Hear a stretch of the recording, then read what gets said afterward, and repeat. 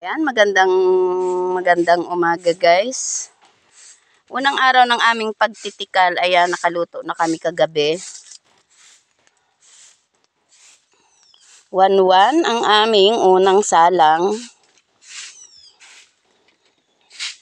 Tapos, ito pa ang tapasin. Tapos siguro, ang hakutin pa doon, sa may parting dulo doon, di pa napaparada. Siguro abutin pa siya ng mga 500. Ito siguro abutin pa ito ng mga 700. Ayan, pag siguro, baka pagsasabayin na namin yan isa lang, para isang salang na lang. Ayan, nagwawalis na ang isa sa Formarias. Ayan yan. Sasalangan ulit namin guys yan mamayang gabi. Para bukas, yan naman ang aming titikalin.